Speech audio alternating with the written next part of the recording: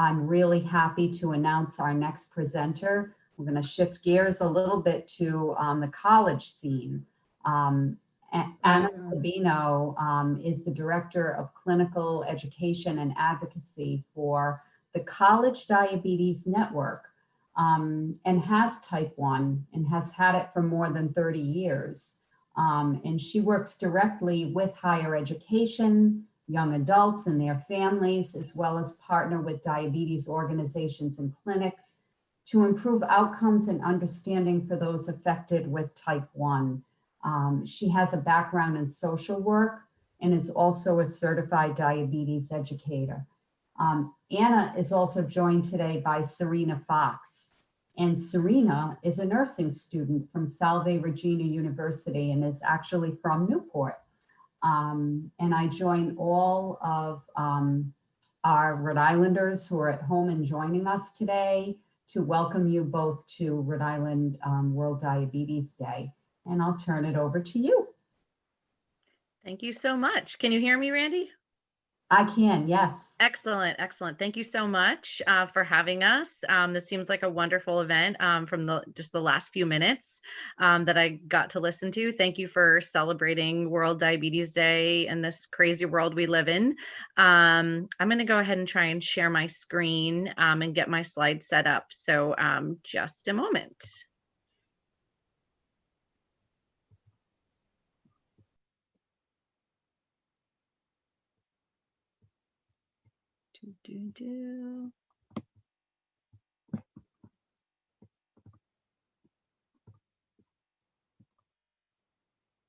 Can everyone see my screen?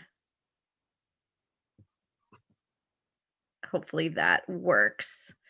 Nope.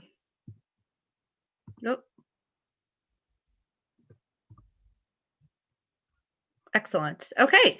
So like Randy said, I am, I'll just go to this slide. My name is Anna Sabino from the College Diabetes Network. And Serena is joining me. I think what makes the most sense is for me to go through some of the slides, and then I'm going to kind of interview Serena at the end and welcome questions along the way, and kind of talk a little bit about our resources, our impact, and would love to, take questions and make sure that everyone in Rhode Island and across the country is just familiar with all of the peer support and programmatic opportunities that CDN provides for young adults. So I'm not really going to dig too deep into this. I know most people listening in really, know what type 1 diabetes is. But the majority of the people that are involved in CDN do either have type 1 diabetes themselves or are a sibling or very closely connected to T1D. The majority of the students involved in CDN also are very fortunate enough to wear technology. I think close to 70% of our 4,000 students involved in our network wear a CGM. I'm going to skip over this one also.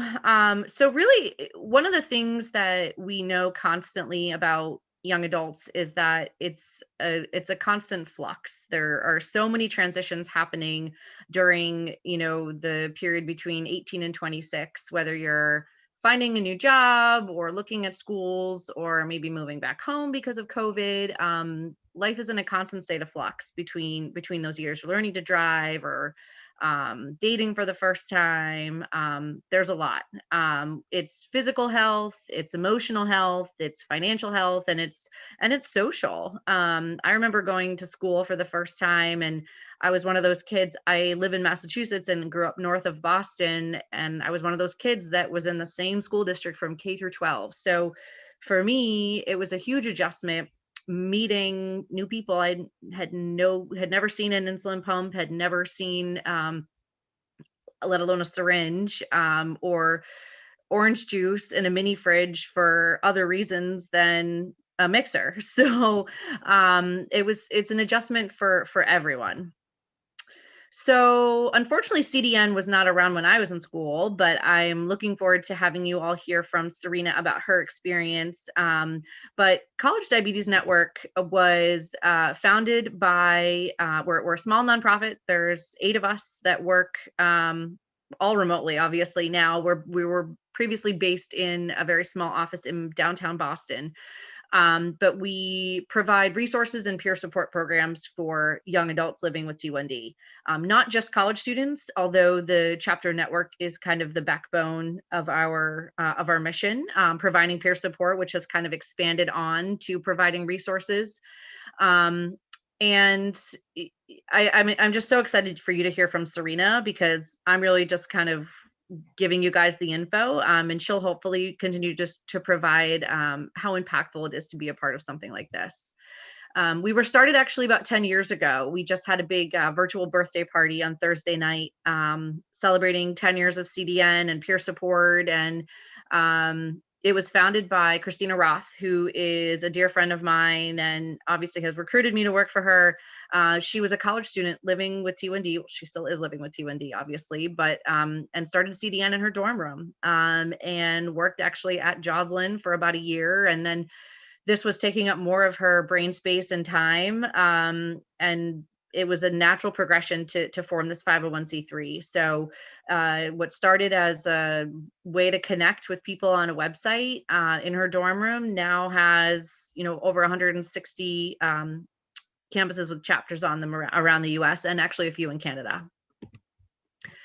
So that was an easy segue. We're actually close to 4,000 student members now, with loads and loads of blogs and resources and materials and student leaders. But at the end of the day, we're all about peer support and connectivity, regardless of what these numbers are. That's our goal, and that's our mission, is to just empower students to feel better about managing their T1D. The T1D exchange data, the national data, if you look at graphs, continually has a mountain peak of, an A1C of, close to 9% or over as an average for this age group. So providing some of these tools and peer support programs, we hope will continue to just mitigate that mountain a little bit. So CDN really, the young adult is really at the epicenter of the target audience that we serve. But obviously we work very, very closely with high school students, with parents, clinicians, young professionals, and administrators, because they're all part of that, young adults ecosystem, during that transition. So I'll also talk a little bit briefly just about some leadership opportunities and some really opportunities where people could get involved with CDN. Starting a chapter, which I'll let Serena talk about in much more detail, is really it's pretty easy, but it is one of those things that I think is there's this like unspoken understanding when you see a student, walk across campus with tubing, or you're in the mall on an escalator and you see tubing hanging out, or a Dexcom in the back of someone's arm, and it's just it really helps. It's kind of like that if you go to summer camp, a little glimmer of that you might be missing, say in November, although I guess not many people are at the mall these days. But starting a chapter, CDN is really kind of that national piece where I have a team of program coordinators and co-directors where we really get the students off the ground. And what's really neat is actually a lot of my team are former chapter leaders themselves. So they have naturally progressed into full-time positions working with us at CDN, where they were in the shoes of the students not too long ago. And I would say 6 out of 9 of us live with T1D on the staff, which is also a fun little group. But we provide grant funding opportunities, connections, all of the resources. We have outreach kits. We have a map on our website of where the current chapters are, and anybody really can start a chapter. So you fill out a form, and you reach out to us, and we'll walk you through the steps and get you all set up. The Next Gen Leadership Program is something really near and dear to my heart, because so many of our students and of our young adults really are naturally, driven and have a passion for, giving back and serving the T1D community in a professional capacity, whether it's an interest in going to medical school, becoming a diabetes educator, a teacher, some sort of kind of experience-based path. And we offer opportunities where we bring students to national conferences. We last year brought 24 students to the virtual, ADA, ADCES conferences. They participated on panels at, regional, local JDRF, ADA events. And it's really, really amazing to provide them opportunities to share their story, but also have opportunities for our industry leaders and partners and sponsors to learn from them. So it's really a two-way street, and they form a mentorship connection with an educator or someone in their field of interest that really just kind of only further drives them down that path. A little bit more about the chapter network. I don't have to say too much more about this, but it really is about connections, being a part of a national program, learning about local resources, being a part of the community. It's a community service project. One of the biggest challenges a lot of students say when they're getting their chapter up and running is that they didn't realize how cumbersome the process was, because in order to, put flyers on campus or really recruit for members or send often a university-based email, you have to be registered as kind of like a student club on campus. And a lot of time that is what students say is like the most daunting process. And that's a learning opportunity too for these students to kind of become into that leadership role. So it's a really wonderful thing. Chapters can really create their own identity on campus. Not every chapter is the same. Some of our strongest chapters have only 5 members at smaller colleges and universities, Bryant University and Providence College, both obviously in Rhode Island, have really strong chapters. A lot of people think, oh, Michigan State or USC, some of the bigger schools must have the strongest chapters. And honestly, that's almost the opposite in a lot of cases, because oftentimes the schools are so massive, it's harder to find students. So it really just depends. And we leave it up to the students and the community on that campus to really drive how they want to set up their own network, because we know campuses are set up in, such individualized ways. I wanted to include this because every year CDN co-hosts a survey, a young adult survey, not just with our students. We usually get about 500 or so respondents. And this is from this past April.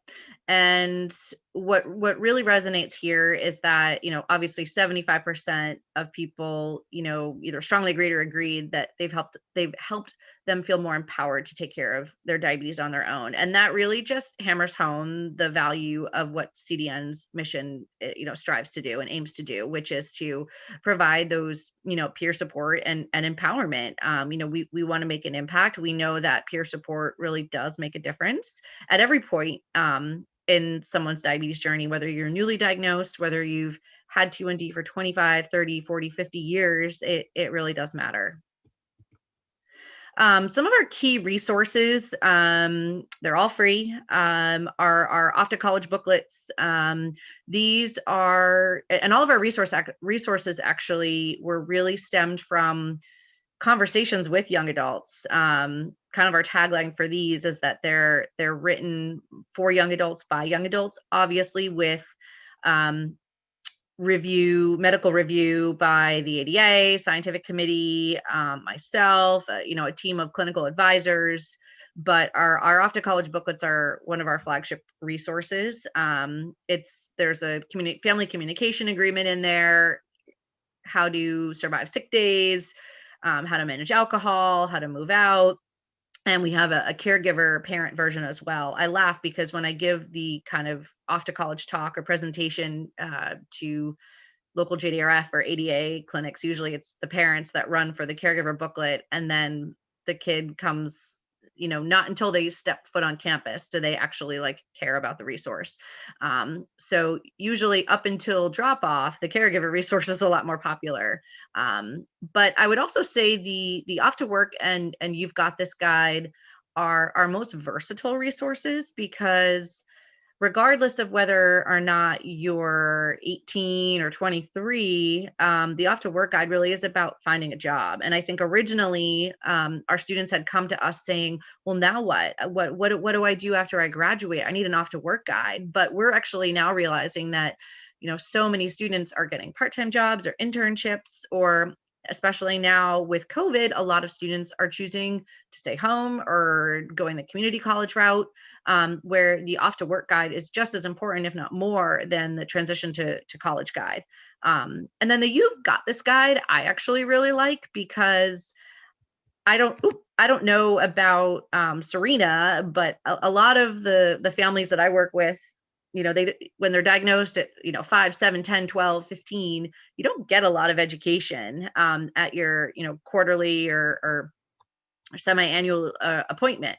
And the You've Got This guide actually really it's written in a very young adult tone, but it offers the perspective of someone who was just diagnosed as a teen.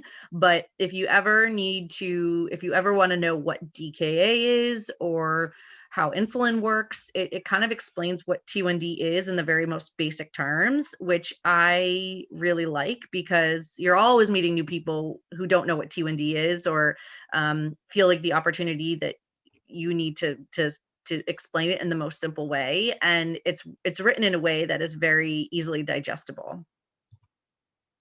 The REACH initiative is part of our higher ed outreach. It is exactly that, a multi-year initiative, really bringing together a group of diabetes professionals and campus leadership to almost form this kind of top-down approach where we're kind of meeting the students halfway. Our traditional approach has been, we don't do any targeted outreach to students. We don't want to force students to start chapters at campus where they're not interested, but we realized we were really all doing a disservice to the rest of the campus community that has students with T1D on them that just didn't want to start a chapter. So our goal over the next kind of 3 to 5 years is really to do outreach, connect with health centers, counseling centers, offices of health promotion, to really make sure that all of our resources are available at as many campuses as possible, regardless of whether or not a student actually wants to start a CDN chapter. And these are our REACH resources.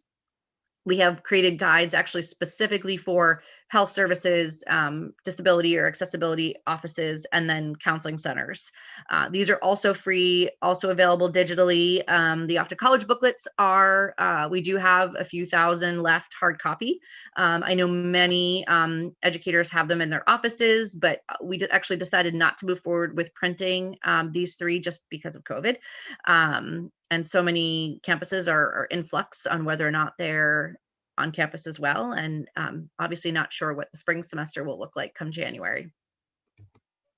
These are just a list of all the partners that we work with, all of our sponsors. We're so thankful for everyone.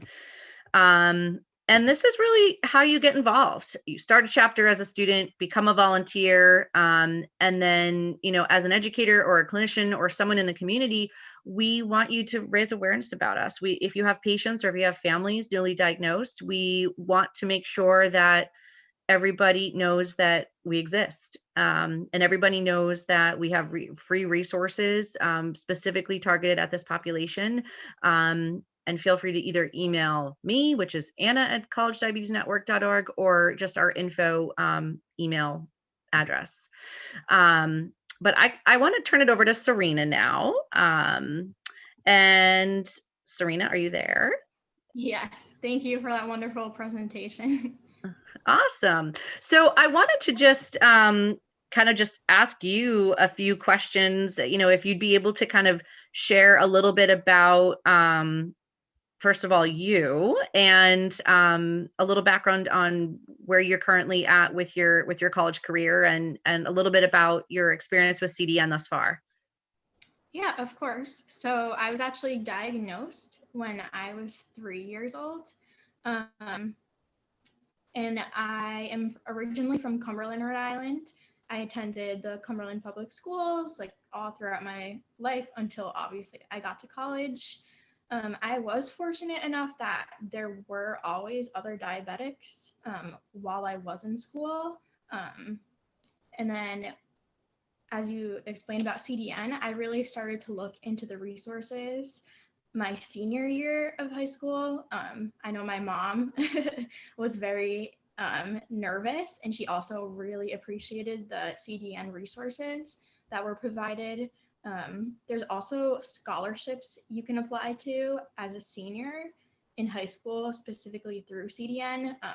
There's a lot of them, so I'd advise people to look at that also. But yeah, as Anna said, I think CDN is really just, it's a great way to bond with others going through similar experiences as you, whether they have diabetes or know someone with it. And also just to provide education to even people that are unaware of diabetes or what it actually means to have it. Awesome. Awesome. Would love for you to talk a little bit about why you're so involved with CDN. What some of the things that you guys do on your chapter, and how you've kind of adapted your chapter, virtually. Yeah, so my chapter was actually established my freshman year when I joined, when I went to Salve Regina University. And we had a few meetings. We would really talk about new treatments or new technology. Unfortunately, the next year, the chapter president was not active. So this year, I decided to restart the chapter. And as you said, it's a process where basically you first apply on the CDN website and fill out all the forms. And then you also need to establish a club on campus. And to recruit members, my campus luckily always has an event every year every semester actually, where all the clubs will come together and people can go around and sign up for different clubs. So that was one way that I recruited members. Additionally, most schools have an online platform for clubs, which was another way to recruit members, or just sending out emails, as you said. But yeah, so this year online, I'm actually a completely online student also. So everything we've done has been online, but there are so many resources provided by CDN. I know you mentioned a few of the booklets that are provided specifically on the website, but when you start a chapter, you also are shared a drive that has a ton of other resources of what to do during meetings. And I know specifically this year they sent out a booklet about planning online meetings, which has been very helpful. Some things that I have done so far is have an online game night. And I've also had a guest speaker.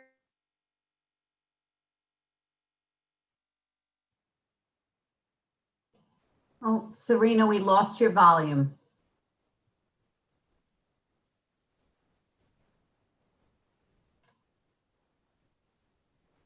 Oh, I don't know if we can hear you.